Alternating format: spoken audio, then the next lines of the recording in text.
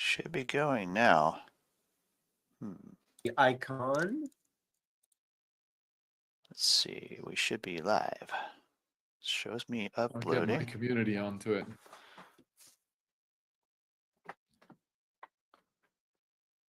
You Still sent me has the the link poll. to the Zoom. Do you have the link to the YouTube? You know, I put it on your LinkedIn.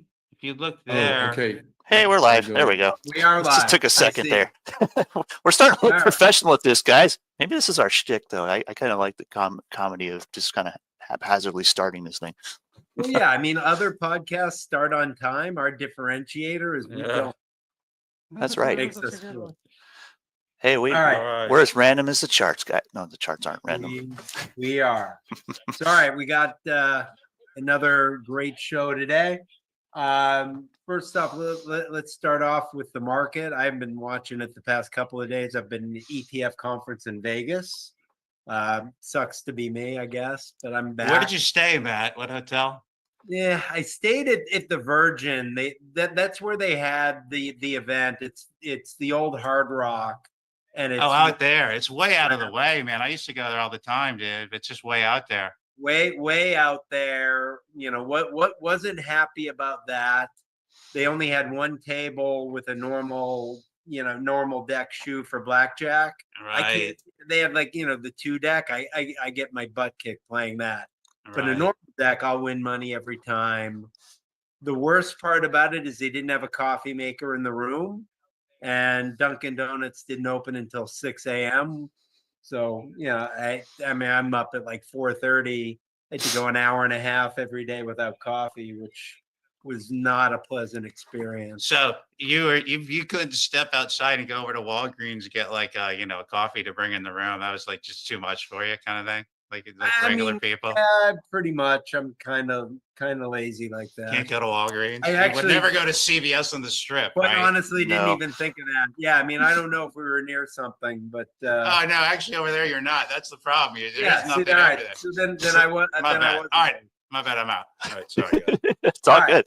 Love I Vegas. love Vegas, by the way. I'm a Same. Vegas guy. I do too. It's a fun place.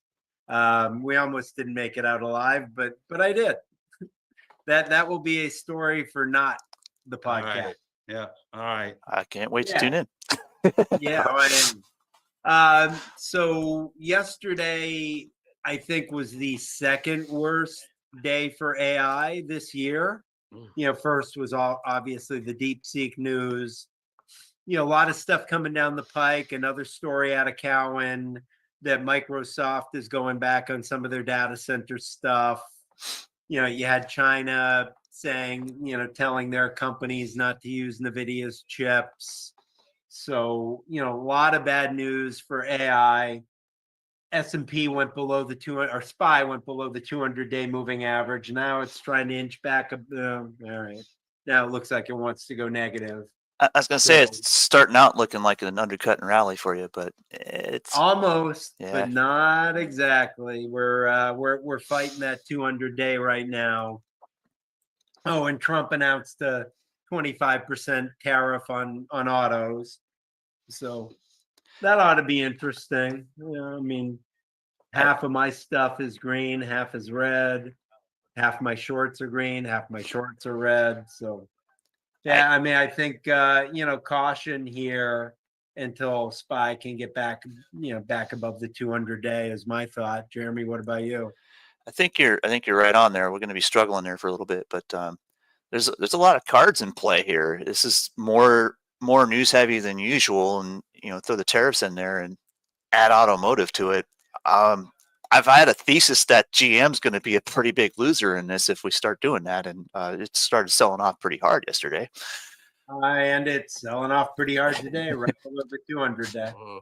I always smile when I get to short GM. It's like getting my tax dollars back from the bailout. Why is tariffs bad for GM? Because parts, is that it? The parts, or you think that would hurt their? I'm all the gonna stuff coming in. I'm gonna point at another channel called Connecting the Dots.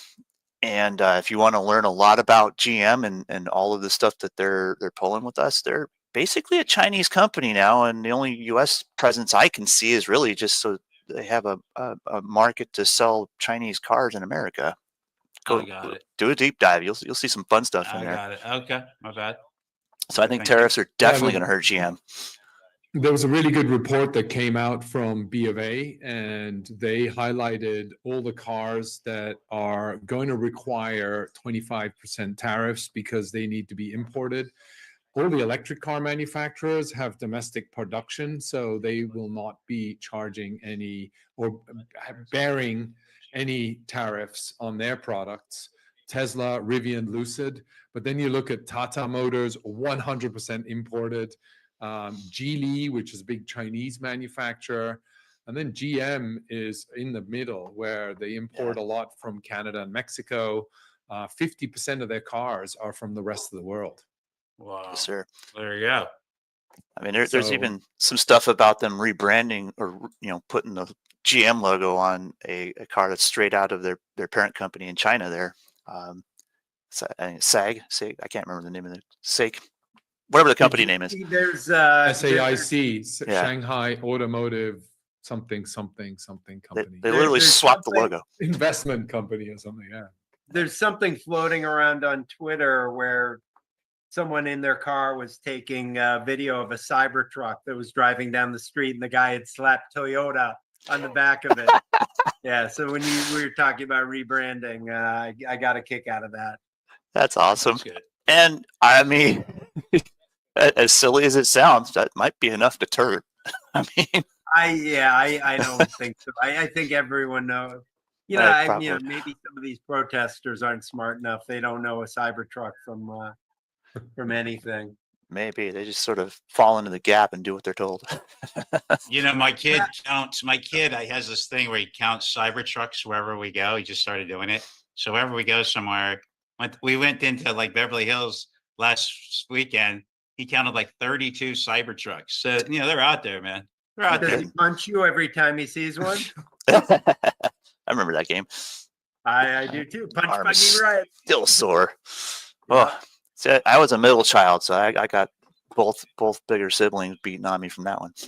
All right. Well, let me introduce Stefan here, right? Introduce Okay. So Stefan. this is Stefan Rust. Okay. So interesting guy. He has a couple things going on here. Trueflation. So it's like Trueflation is something that he's famous for. Matt's nemesis, Kathy Wood, is a friend or is a sponsor of. Not mine. She doesn't like me. I have no issue with her. But you started an anti-Kathy Wood fund a couple of years ago, correct? So And it was the second top performing non-levered ETF in the country in 2022. okay. So nothing So- against her, but there you go. Okay, but here's what Kathy said, giving her some props here. Kathy says, if you look at an indicator called Trueflation, it's probably the broadest measure of inflation out there. We could see 2 to 3 rate cuts. So let's start with that, Stefan, right? Because we're going to go into crypto in a sec. And I think that's where we want to spend all the time. But I just want to talk about this real quick, yeah? So I mean, inflation's important. it's too. important. We can Okay, so we don't have to spend skip on over. inflation. All right. Yeah. My bad. All right, cool. So, I mean, it's interesting. So here's Stefan's inflation chart, and this is about 2022-ish, where he has it like over 12%. And then it took a pretty deep dive in 2022, 2023, Hey, 2024. Pat, Yeah? one thing I just want to let you know, when you have a blurred background Oh, and that you doesn't hold work. up a chart, it's Oh. very it's Yeah. Sorry, Doug. All right. Well, anyway, so he was at like 22. He was around 12 and change in 2022. Came down to about 2-ish in 2023, and now he says I think it's around like 1.5 or whatever. And it looks like you think it's going lower, which is shocking to me because I feel like burger prices are going through the roof. So let's talk about that first. Yeah. Welcome to the show, Stefan. Yeah, thank you. Thanks for having me and glad to be here. Yeah, and here's the site. Here you can see, I mean, over the last 4 years or 5 years, we've experienced, some 26% inflation in aggregate. So your dollar today buys 75 cents worth of goods that it did with $1 in 2020. All right. And I just put the site up, by the way. Oh, And so if great. you Thank go you. on year, I thought you that was can then Stefan that see- did that. I'm like, wow, that was cool. How'd you do Stefan that? took control of our Zoom call. How do you do that, Man, dude? this guy is smart. How do you figure that I out? literally was thinking this in my mind here. Like, wow. I'm over here making the I image wasn't fit. processing this actually.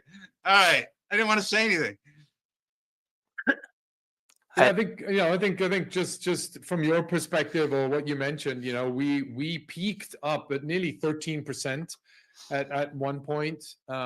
Didn't quite break 13%. We're 45 days lead time to where the government numbers are, the BLS numbers are, which gives us an indicator of where things are going and how you can ultimately make investment decisions based on that. We floored back in March, sort of at 1.3. We're now slowly creeping up again to 1.8%. And bear in mind that these prices compare to the same time last year. And so we saw a lot of appreciation of prices over the last couple of years. And so what we're seeing right now is that the price leap across the board of sort of all the 12 components or categories, as we call them, have increased by only 1.6 or 8% since last year. So if you hit the composition tabs, you can then see we break everything down into 12 different categories where we have the housing, we have food and beverage, we have transportation, utilities. So we track it slightly different to the way that the government tracks it. They exclude housing and food, for example, which are some of the most important categories. We like to have in there and separate. You would think, right? Yeah. That's my Yeah. argument, right? You would think. Yeah. So they call it core, and then Who core needs it? CPI and CPI. Do you It's like, strip out eggs from the food and beverage? yeah, we keep the eggs in there. The eggs are included. All But right. eggs have been dropping radically. I mean, we have eggs That's what inflation. I I heard. think that's going live now. Well, too. dude, I actually go to the grocery store. I'm sure I'm like you guys, and egg prices have not come down at my local Ralph's. I mean, I literally look every day. So, they haven't come down. I mean, I don't know how it works, but it's like 9-ish for a dozen eggs. And if you go like anything brown or that wasn't raised in like a farm with a million other, chickens, that's like $11, $12. Wow. Over here, it's coming down a little bit. I did notice yesterday that the mayonnaise index that I created out of nowhere actually turned bullish yesterday. So companies like CALM actually look pretty decent right now. I will say something, Stefan. I don't mean to take your moment here, but I just got to interject. So we had a podcast a while back, and I thought I was like this genius creating the what was it? The McDonald's, Big Mac. McDonald's Index. breakfast sandwich index. Okay. And there already is one. There already is one. A guy Oh, wow. at Bloomberg has one. Like it really was about it. All right, so keep going, Matt. You got some questions, I'm sure. Go, please. I don't want to. So, just so I understand, and sorry, Jeremy, I'm keep moving back and all right. Now No, you're good. Oh, I'm so the fitting things. inflation index right now, you've got in the U.S. 1.8%. That's monthly. That's monthly, yeah. Year on year. We only contrast year on year. So how much Year was on it? year. Yeah. So you're saying right now the inflation percent is 1.8, Yep. and the government is saying it's more. So you're showing it as less. Yeah. Well, the government we track it daily, right? So we do every single day. And the government right now is at 2.8%. They report it monthly. Their last report was on the 13th of March. And obviously they use data that goes back 6 months, in some cases 8 months. So they're using sort of house price, housing and shelter, as they call it. They're using 6-month-old, 8-month-old data sets. And so it's just not relevant anymore. It's just so out of date that they'll go back. If you go back and look at the BLS numbers, they'll have edited the numbers for November and changed them and revised them either up or down because they got new numbers in that they didn't have at the time. So then what you're saying, the Fed is always out there saying we want to get inflation under 2%. So what you're saying is they did. Mission accomplished. Inflation is gone. Wow. I don't We really track- get it, we man. You know track- what? I really have a Yeah. hard time buying that, but I'm going to defer to you. I mean, honestly, you obviously see, it's just like it's mind numbing actually a little bit. That'd be great. Is that Yeah, Which then also theoretically means if the Fed agrees with you, we're getting lower interest rates. yeah, soon. yeah. Can I ask you a if you question? listen to some of Just- you listen to some of the analysts, what they're saying is they're now predicting interest rates to come down faster. I think Danielle DiMartino Booth, she just came out and said that there might even be an out of FOMC meeting drop in interest rates. The US, well, the government needs to refinance some $6 trillion worth of bonds in the next 12 months. Yeah. They do not want to do that at 4.5% because that's going to sort of just offset all the savings that Doge has tried to achieve. All of a sudden, we got to pay more in interest rates on the loans that we got. So they're going to do everything they possibly can to bring that down. Wow. Serious question. Does the government really even care about money? I mean, we're at 4 or 2. I mean, does it really change things? A trillion there, a trillion there. What's the difference? No, right? Or So- is that just obnoxious to say? No, it's a super valid question. I think on the one hand, you definitely need to look at money. I think you need to virtue signal that you're looking after the money and that you need to portray to the market that you continuously have the ability and the obligation. You will stand up to your obligation to repay any of the outstanding loans. I think the metric today has shifted from how much you have and how big your debt is to how liquid is your currency.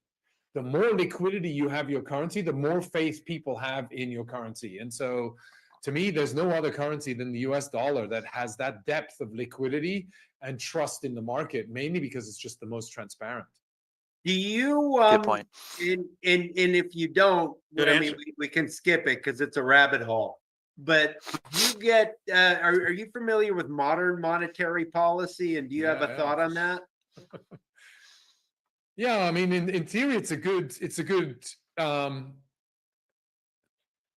it works. I mean, mentally, I think in theory it works. In Yeah, I mean practice, mentally just don't- it makes sense, but Yeah. nobody.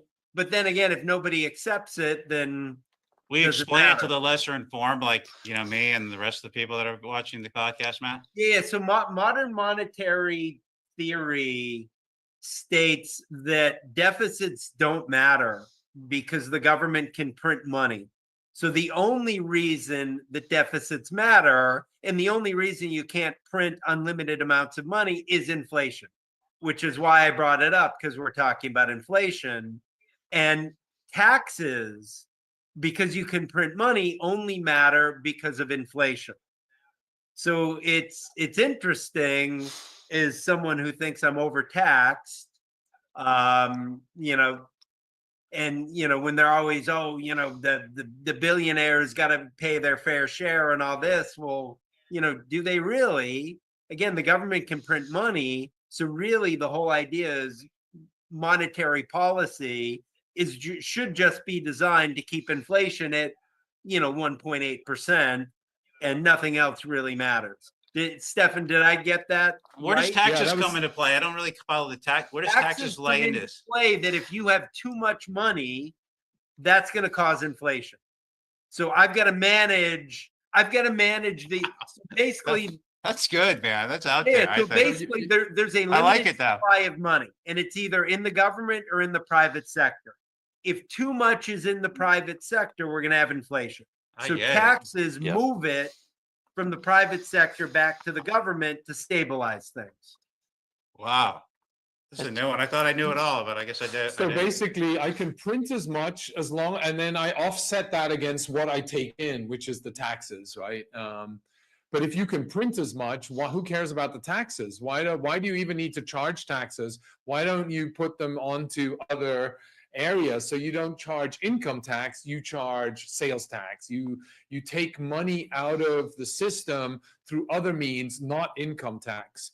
And we did a study talking about taxing the rich. we did a study and the team looked into, this was a while, I think end of last year. The UK saw 10,000 millionaires leave the UK because of taxes going up for millionaires. And as a result,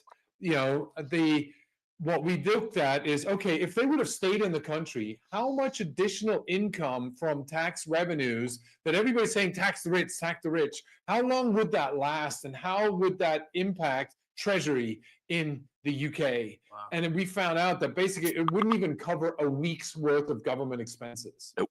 even if you manage to achieve the taxes. So it hurts your economy far greater than it actually helps the economy. Yeah.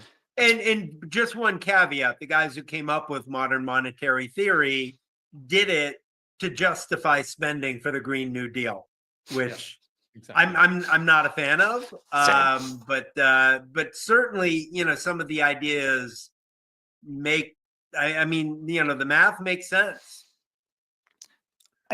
Anyway, I don't think it's the right way.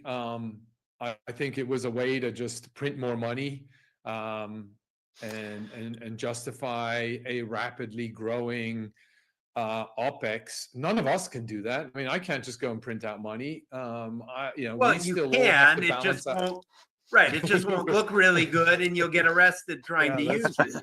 But you can do whatever you want. Yeah, that's true. That's true. Nobody's going to pick it up, though. Yeah, Still a free country, but there's consequences. yeah, exactly. Have you guys Well, ever actually, seen that no, you movie couldn't. about You with weren't Steve? allowed legally. You're not allowed to print your own currency. Right. So if I need to, so until this new administration, it's been really tight. I mean, we had Gary Gensler putting everybody in jail that actually tried to do anything, creating wealth outside of the Treasury. Good point.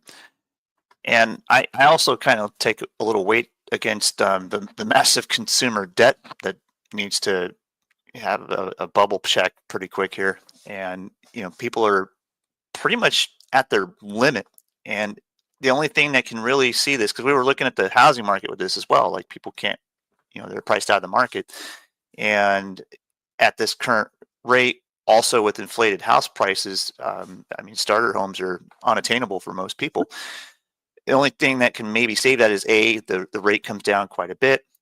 A combination of B, maybe the market's flooded and the price of houses comes down a little bit. But the other thing was, the idea of, well, if we abolish federal income tax, does that provide enough disposable income for these people to now have access to that housing market in spite of the high rates and in spite of the inflated prices?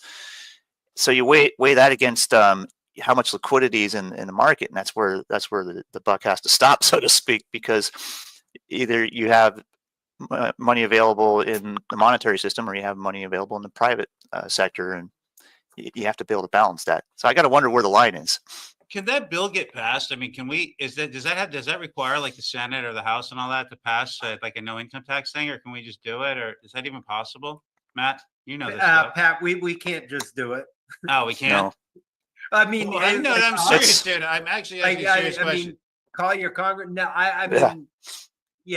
there's so much, infrastructure, all that. I mean, I would assume it'd be an act of Congress, but I mean, no way they're going to pass. It's not going to be overnight. No income tax. Okay. All right. So I'm gonna ask you guys a question. Have you guys seen the movie Papillon with Steve McQueen, where he goes to prison 100 years ago? Yeah. So like on a scale of 1 to 10, what do you think? I'm giving it like a 10 and like a 9.5 in my book. What do you think, Matt? I mean, it's been so long. I don't know. How about you, it's not one of Savon? those movies I've seen 10 times, so there's got to be a love reason. that movie. I mean, it was definitely 9, 10. I would give it up there as well. What about you, But it was Jeremy? You know the definitely movie? Classic. I haven't seen that for. Well, Yeah. Dustin Hoffman played the dude Louis, right? And he was like, he wrote fake money or fake bonds and all that. What do you call that? I can't even think of the word. And that's why they collected all those butterfly ink, so he could make like the fake bonds or whatever. It was great. So that's a segue to crypto, right? Get it? Yeah, It's I a was joke. saying, let's talk crypto. So A good segue. Yeah, right. I mean, how does this all relate now to crypto, stable coins, all that? So you're looking, we talked about the debt.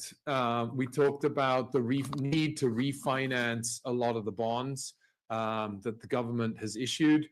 And if you look at who's holding those bonds, local banks, of which there are about 3,000 across the US, hold about 2 trillion of those bonds.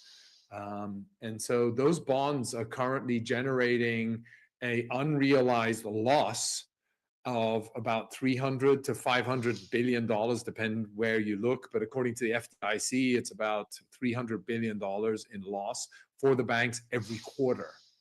Wait, Why? where? So back up for a sec. Where's that loss coming from?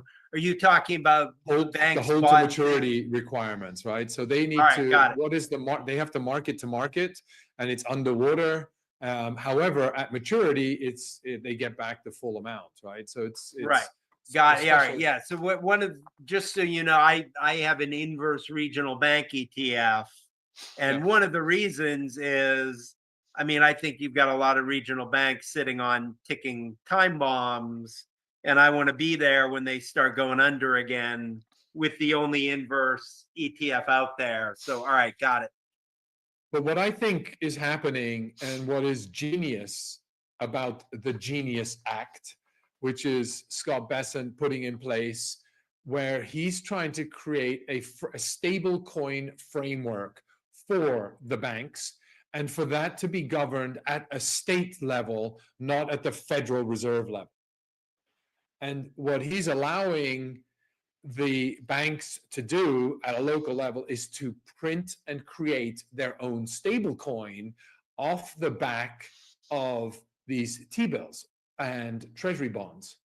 And so in essence, if I'm holding let's say $1 billion worth of bonds, I can now issue a stable coin and use at par the value of the T-bonds that I'm holding to provide loans, support local economy, provide businesses, enable payments, do settlements, using the stable coin that I have minted, using the dollar that I have in T-bond, in treasuries. So it's like a proxy of liquidity. So in Yeah, essence, exactly. the banks would be issuing debt in the Exactly. denomination of the stable coin, receiving interest payments in that denomination, originating securities in those denominations, et cetera, et cetera. It's what I think you're saying, or what you've said, I believe, if I understand, right? Yeah, so you've already seen JPM, they've got a coin, JPM coin, JP Morgan, they've issued their stable coin. You see Vantage Bank together with Custodia issuing a stable coin using treasuries. Wyoming has announced they're going to issue their own stable coin using the treasuries that they hold. Who was it? Yeah. I mean, World Financial, which is, has announced they're issuing a stable coin as well. So you're going to see a whole new group of stable coins come into market, backed by dollar and printed by each of the local banks. And they're going to duke it out for getting market share, market dominance, but all of them are dollar denominated. So they're hot swappable anytime. And each of those banks will be regulated by the Oversight for Cryptocurrency Community or something, the OCC it's called. And so that to me is a great way to unlock liquidity, move away from the Federal Reserve, who's been defining interest rates and monetary policy, and give that monetary policy to the states and allow them and their banks to issue new currencies. Print money, basically. That could almost be a swap for an ETF right there So to keep you it say here in balanced. this white paper you wrote, the stablecoin market currently valued at 280 bill is on track to be at 2 trillion near future, but some point here, I guess. Yeah. So that's pretty big now. And then what's the Genius Act? So this is, talk about the Genius Act for a minute. Explain that. So that's ultimately a framework that Bessent is Oh, trying to that's drive to get. That's the Genius Got Act, the Genius move, together with David Sachs and the industry. They're trying to come together to find a way to. I mean, ultimately, it's also I think it's going to be the US's biggest export, right? The US dollar. All of a sudden, anybody can buy, I can buy a JP Morgan coin because it's tradable on some exchange at some bank, either through the Mitsubishi Bank in Japan, or it's given as a loan to a bank in Nigeria where they can then use that stable coin to give people dollar dominance. The beauty as well for the government is traceability. As long as it's on the blockchain, as soon as it's on the blockchain, I should say, all of a sudden it becomes traceable. I can follow the money, and you can trace everything and all movements to all the exchanges that matter, all the wallets that are out there, etc. So it's going to provide a far greater level of transparency in the movement of money, but it also is going to enable a lot of accessibility to individuals and retail consumers with the dollar, for the dollar. But it's not going to be controlled by a central bank. Each bank will have their own. So like that whole central bank digital currency, I can shut you off if I need to. That can't happen because, okay. All right. Interesting. And I'm sure there might be, you could actually blacklist, certain wallets. You could say this is a wallet that looks like it's with bad actors. I can blacklist that wallet. Any coins that went to that wallet. But then again, you're not saying, hey, we're replacing the dollar with this. So, if you don't like my political beliefs and you blacklist me, I can still be trading dollars. I just can't trade stable coins. Exactly. Right. And in essence, it's competition, right? It's a competition for money, and the dollar stays the common denominator across all of them. And there's no central bank that decides who, what, how policies and program and codability inside the coin will take place.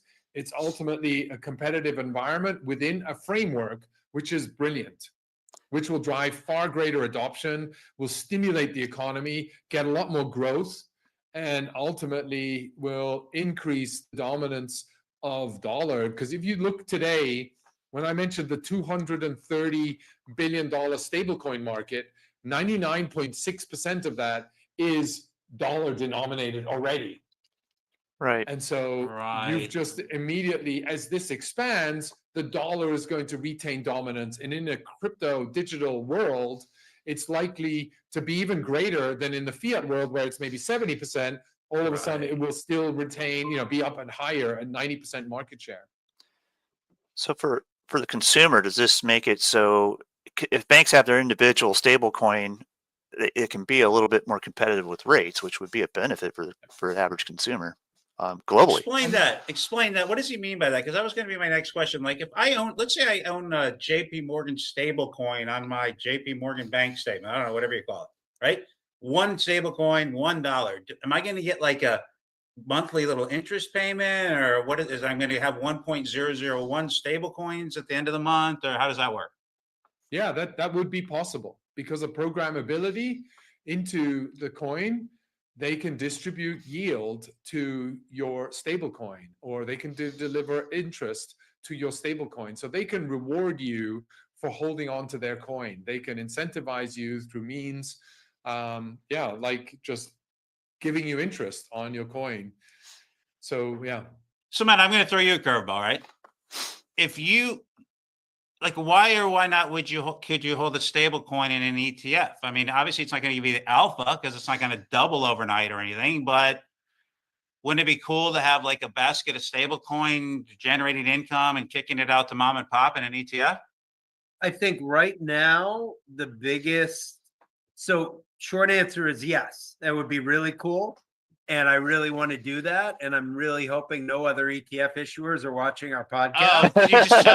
Dude, sorry. Why didn't you tell me that before? I asked but you before. I mean, the biggest issue is going to be the custody, because a typical, is a Citibank or a US bank going to be able to hold on to and value a stable coin? Right now, they can't do that on crypto.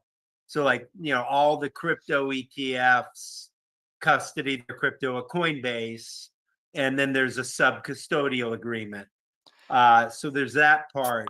there's also, the pricing. You've got market makers who are making markets on these ETFs. With Bitcoin, we know real-time pricing on Bitcoin. If I have a portfolio of stable coins, you've got to have real-time pricing on the entire portfolio to be able to trade it. So, those would be the hurdles. But if you could get over those hurdles, I mean, I got to go out and reserve a couple of symbols before somebody else does. Because All right, PATN. That's a good symbol. why PATN? Pat N. Remind me, I've got one idea to talk to you about later on, but Stefan. That's a good one. I have a question though. I mean, does this give you a greater leverage when you're balancing on swaps for an ETF? I don't mean, know, but we can't get swap. I mean, we're not getting swaps on a stable coin would be much, much harder. I mean, I can't get, I mean, there's maybe one or two firms that maybe could give me swap on direct crypto, R2X stuff, or swaps on ETFs. If there's an ETF out there already, then the normal counterparties are comfortable writing swap on it. Right. But you're not going to get, an investment bank to write swap on crypto today. Yeah. Down the road, sure, but not today. So it's potentially going to be that balance. Cool. I'm going to get in the weeds here a little bit. Just one question. So the Truth Network, right? Can you explain that, like, and what a node operation is, what data provision is, what government participation is, what reward distribution is, and elevator-ish pitch? Yeah, I can do all of that in 1 minute. Yeah, no, but set aside. I'm reading off your thing here, by the way. What we've done with the Truth Network is decentralize the database. Historically, databases have been in one location, and you might have mirrored that across maybe two facilities in Amazon Web Services or Google Cloud or something like that. And what we've decided to do is make sure that we can, number one, ingest data sets across any of the databases that are maintained by a node operator. We have currently about 20 different node operators. They all maintain the databases with this exact same mirrored, verified data on there. And that's ultimately what the Truth Network does. It's an SQL database, so it's like blockchain or Bitcoin.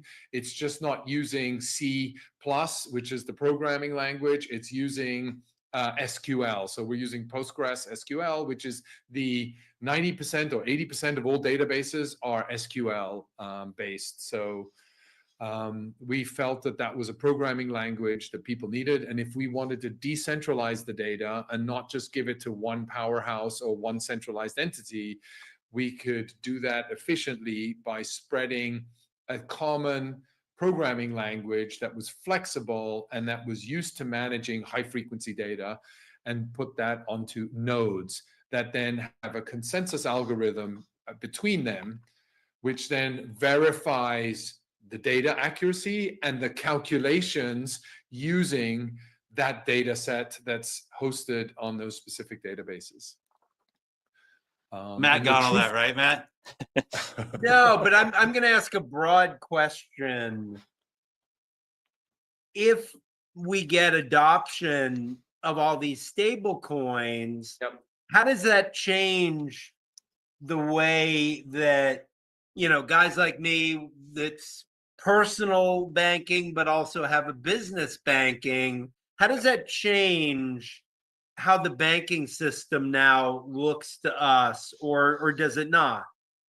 So there are two ways, and you brought it up earlier, custody, right? So who are you entrusting with your custody? There are two ways to do it.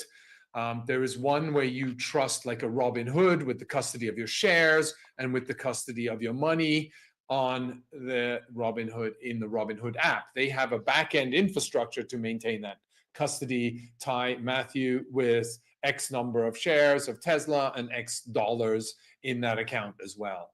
And then maybe leverage associated with that. So they are taking the custody for you. In the event of stable coins, You have two ways to do that. One way is you have exactly the same, you replicate what you experience with a Robinhood, and you have that with all these stable coins and other currencies. And there are different blockchains that allow for different formats of currencies on those blockchains. So on Ethereum, you have, for example, ERC20, which is the format that most stablecoins are using. So Vantage Bank, together with Custodia Bank is doing the custody. Vantage Bank is using and issuing the stablecoin. JPM is working, I assume, I don't know who they're working with, but I'd assume Coinbase have a custody solution. So Coinbase is actually has a big custody business. All the Bitcoins that you buy in the form of an ETF is at custody on behalf of BlackRock at Coinbase. So that's what that ecosystem looks like. Can I ask you a question? then- So this has yeah. this kind of Napster Apple vibe to it, right? So like, you know, Napster, you're getting all these songs off the net for free, whatever, it's kind of BS. But then you got the Apple, and that was a whole separate, you know, ecosystem. I'm not sure if I'm making the correct analogy, but my real point is this. Do you think people will be taking currency out of that ecosystem into like fiat dollars, or is this money always going to stay in this current, you know, there are going to be all these ecosystems with all these sub currencies for the rest of, you know, our grandchildren's lives or whatever. Like there's no more, hey, I got a quarter. It's like, you know, my JPM, whatever, you know, my Apple, you know, whatever, Apple Pay is now JPM Pay or whatever, that kind of thing. I don't know if that all makes sense, but I would do the analogy between Android and Apple, where a lot of the self-custody solutions might be a little more akin to Android, and then, or you know, and then the sort of custodian solutions are going to be more akin to, let's say, an Apple, where they're trying to bring Web 2-like internet experiences to cryptocurrencies with the sole purpose of tradability and exchange and payments associated with that. On the flip side, the utility associated with chains and the coins running on those, that all happens on a B2B basis. So if you want to settle, if you're using the blockchain as payment rails, there needs to be a settlement happening in the back end. And that's what the custodian uses, the local currency for that specific chain, in order to ensure the settlement and the adjustments in the respective addresses that are sending or receiving any of the coins on that chain. So it takes the role of a clearinghouse, like for, you know, when Yeah, you- pretty much, exactly. okay, so let me That's a back very up. good All right, so analogy. about a month ago, Matt and I were talking about this, that like In-N-Out Burger out here, they're like the biggest burger place, right? They Yep, said something like, we're going to start taking Bitcoin, or we might, or, you know, as they pitched it. So, right now, could that work? And I mean, it feels like that can't really work. So is what you're saying the JP Morgan, you know, altcoin is going to replace, and you could go into a McDonald's and buy a burger with your JP Morgan, you know, coin, or no? So before I launched Trueflation, I was the CEO of Bitcoin.com, and I scaled that to 20 million wallets and about 500,000 merchants. And what we found is that very rapidly, from about 2018 onwards, people were less willing to pay in Bitcoin because they didn't want to be that person that spent 10,000 Bitcoins to buy 2 pizzas. Right. And so Warren that's Buffett's where kid, right? Or something, somebody like that. No, that was Berkshire. All right, you sold the Yeah, Berkshire, yeah. not the Bitcoin. My bad. There you go. Wrong guy. But yeah, and so in essence, people were looking for a bit more of a stable currency to do an exchange and swap with. The centralized exchanges, so these custodians that were allowing you to trade Bitcoin with other currencies, were allowing the swap and doing the clearing between these Bitcoin and cryptocurrency exchanges using stablecoins or digital dollars. And that's where Tether was born. in a decentralized finance world, Tether was originally set up on Bitcoin, the blockchain, and was using Bitcoin, the blockchain, as the settlement layer or the clearing house or a clearing chain, if you will, or switch or ACH network. Swift, I think it was called, yeah. And then DeFi came along, and boom, we had programmable money. And then USDC came along, and they leveraged Ethereum as the primary source to do the settlement between decentralized exchanges. And so that really came about as the second form of programmable money. And Tether then since obviously realized, because costs on Bitcoin became too expensive for doing the settlement, they moved very quickly onto Ethereum because the costs were really low over there. And that then grew. So you can today pay in Bitcoin and automatic, no problem. It may take a while to settle, or you're building these layer twos, like a box, or Marcus Evans, he's got another, I don't know what his company's called, but they're Lightning Network. That are trying to enable POS systems that do and allow payments in Bitcoin. But I think you'll find not many people want to pay in Bitcoin. They want to save. Well, their okay, wait. Bitcoin. So do you think in the future stablecoin is going to be the medium of exchange? Yeah. That's a yes. Okay, good enough. Yes. All right. Okay, good. Because Go ahead, Jeremy. But then backed by dollars. I mean, Right. the dollars Yes. isn't going anywhere. I mean, the reason Or is backed by, you'll have maybe, I mean, somebody will come up with a gold-backed stable coin. You know, we're there. Tuttle Stablecoins Inc. I like it. Yeah, There you go. I do. You've got, there's Nuon, which is a stable coin that's backed by a basket of oil, gold, silver, S&P 500, and other assets as well. Right. I mean, I see the reason for it, because I mean, the Wow. utility of a coin is going to hinge on its volatility too. I mean, Bitcoin's all Exactly. over the place price wise. If you have a stable Yeah. coin, you can actually have, something it stores value, but it's not so volatile. If you go and pay in Bitcoin, 1 minute it's worth, $87,000 a coin, and next minute it's like 72. It's like, well, wait a minute. Where do we deal with this discrepancy if I'm going to use that as a currency to purchase something or even sell something? So it's got to have its own sort of balance. I guess it does write its own checksum in real time, but how does it maintain stability? Well, stablecoin. That makes All sense. right, I'm going to read something here. World Liberty Financial, the decentralized finance venture backed by President Donald Trump and his family, has launched a stable coin, right? So, I mean, I love Trump, by the way, I really do. But like, so a president can launch a stable coin? Is that like, how does that work? Matt, let me get your take on that first, just because I want to hear what you have to say.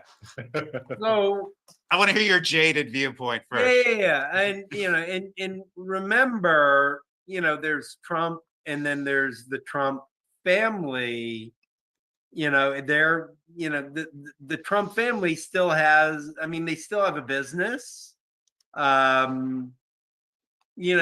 think politics and the private. Isn't this like sector- Michael and Vito Corleone? Isn't it kind of the same thing though now? I mean, to an extent, but I mean, I think the there family. are so many conflicts of interest in politics that, should there be? No, there shouldn't be.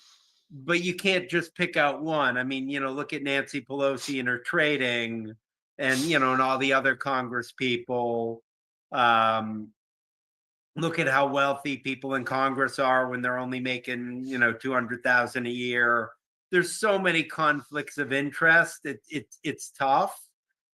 Should Trump be tweeting out about the Trump coin? No. He shouldn't. Should he be trying to get you to buy Tesla stock? Probably not. I did that but- first, by the way. What's that? I was the first one to do that on our very first podcast. I pitched Tesla way before Trump ever did. You were on it. And Tesla's come down a lot since then, so Yep. you won't be pitching any. No. I pitched them. the No. I said the stock was going lower. I said, but I like the car, is what I said. So let's get this from a European perspective. Stefan, when I'm sure, like, all the people in Switzerland and Germany are going like, oh yeah, Trump just said he's a stable coin. That's cool. I doubt that's what they're saying, right? I mean, I don't really listen too much what they're saying. I think, look at what they're doing and how they're feeling, right? I think that's a lot more an accurate way of taking a look at the market. To be honest, I think what Trump's doing with the stable, it's USD1, they're going to have it dollar backed, right? So they're going to have to buy treasuries to be able to support that dollar in the marketplace. So I don't think it's a bad, everybody should be able to be an entrepreneur, and it's not actually Trump himself. I think it's maybe one of his sons running it, and he may have shares in the company, but ultimately the framework is public. They're not the first one to do this. There are a number of other companies doing this. So I think that's okay. I think they are taking advantage of the Genius Act, which comes up in Europe terms. They have the counter regulation, which is the MiCA, MICA it's called. I don't know what it stands for, but and the MiCA is highly restrictive in terms of what you can do. It mandates that you have to have euro denominated, you have to do KYC, you have a travel rule. So it's going to be a real shitty user experience. And ultimately, I don't know what the objective is other than to make it really hard for entrepreneurs to compete against the European CBDC, which they have announced, and which they want to launch, I think, in October this year, which is super scary. All right, two more things, right? So this is same article. Since its October launch, World Liberty Financial has raised $550 million through 2 token sales, including $250 million announced last week. Blah, blah, blah. Sales have drawn 85,000 verified participants, high profile backers like Tron founder Justin Sun, blah, blah, blah. So what happens when World Liberty Financial raises $550 million? Where does that cash go? And what do they do with it? I'm pretty sure now that they announced that they're issuing a stable coin, I'm sure that 300 million of that will go to buy US treasuries or something to be able to then print USD ones into the marketplace and allow people to swap their dollar or set up an account with World Liberty, right? So I can go and set up an account with World Liberty. I can deposit $100 from my JP Morgan account with World Liberty. I can then get stable coins associated with that, which I can then have a credit card against, which I can then use to go purchase an In-N-Out burger. Got it. All right, Matt, why don't you pull up this chart of MSTR? Let's go there. Let's go that route. Yeah. Let's say while he does that, it's like printing money without the inflation part. Yeah. That's pretty cool. So Matt, I asked you. You will have inflation because you're printing money. I asked Matt, you're creating. I mean, in the end, you're creating. Let the guest speak. No, dude. I mean, I need my time, bro. It's collateralized debt obligations that are being created, right? All right. So about 5 months ago, I said, Matt, who do you think Trump should elect as Treasury Secretary? He actually said Michael Saylor. Right, so Matt's a Michael Saylor. I was joking. You took that back. You take that back, yeah? All right. No. I mean, that was a joke. It was a good joke. Don't take that back.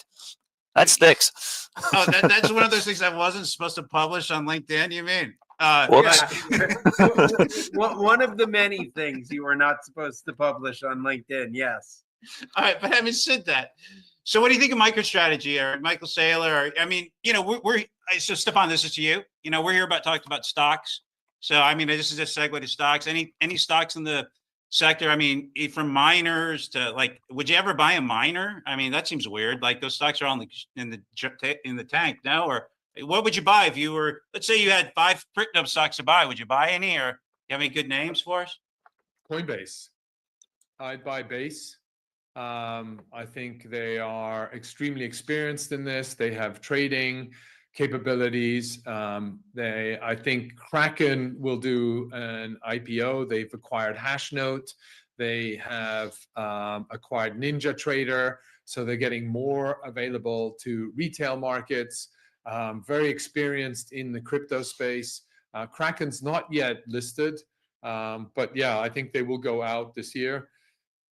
MicroStrategy, yeah, you can buy MicroStrategy. I'd prefer to buy Bitcoin directly versus MicroStrategy, just because I can and I know how to do it.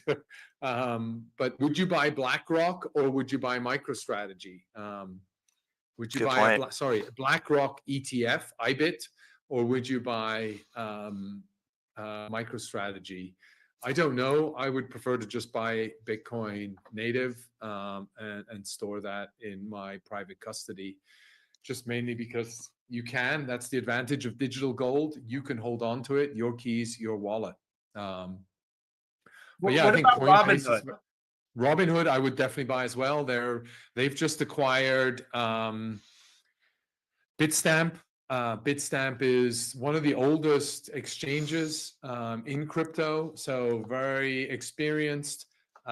They work very closely with BitGo. I don't know if BitGo is publicly listed, but BitGo is another big custodian in this space. They do custody for a lot of enterprise institutions. But Robinhood is definitely good. They did a whole bunch of announcements around AI. And so I think that's extremely interesting, helping you make investment decisions with your own agent inside the app. So that'll be really good. Any feel on Trump Media and Technology, all the stuff they're doing to try to get into crypto? DJT is somebody I would also get. Yeah, I think that's going to be, ultimately they're going to be really well positioned. They also, I mean, that's what we just launched a 2X on this one. I mean, I think they've got a lot of potential here. We'll see. Yeah, they just they're working with crypto.com. They are working with them to issue indexes, ETFs, and have those distributed through crypto.com. So they'll be the custodian and the wallet for those transactions. Yeah, I think those are all, World Financial as well is another one. I think those are the 4 or 5 assets that I would hold. Any and I would losers? hold them long. I mean, I think they'll just go up with the industry, right? They're well positioned. They're in the market. They'll go up. Any losers? Like, who are the losers? I think Piggy traditional banks? finance. Yeah, piggy banks. I think banks that are not sitting on treasuries, right? I think unfortunately there will be a consolidation in the banking sector. Right. I definitely see. So wait, I don't know all right. which banks, What do you think about the smaller regional banks then, with all that, all that we're talking about? I think I think we now have a more favorable FTC, so acquisitions might take place. You might see bigger tech companies with all of their treasuries and their balance sheets, their cash positions, their liquid assets, go and buy a bank. Why doesn't Apple buy a bank? Why doesn't Google buy a bank? What's stopping them to buy a bank and then leverage their technology skills, their balance sheet, to then use the bank itself to try and scale that? And issue their own business stable coin. and get into the bank and issue their own stablecoin. Exactly. Smart. I like that idea. And then they'll have their own Right. blockchain, right? Why they can just fork the Ethereum and run it on their own blockchain and do all the settlements on there and have Chainlink do the integration between each one of them. So Apple Right. and Napster can provide, compensation. I like Yeah. that. Right. The Apple Napster analogy.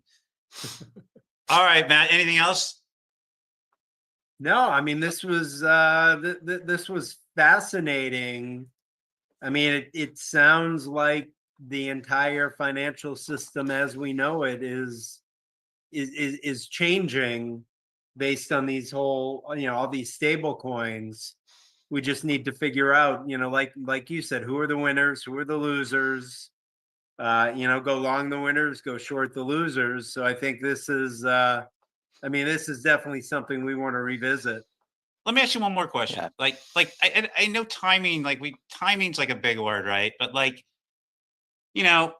do you think the timing of something like this is? I mean, the reality is you could probably be buying stuff with JP Morgan coins. You wouldn't even know it. It's just on your credit card. It just goes in and out. It's not like you're taking out a JP Morgan, nickel with Napoleon's face on it or anything. It's just you know, you just zip it in and out with your credit card, right? But so like, what do you think this? How long do you think this takes, or whatever? You know.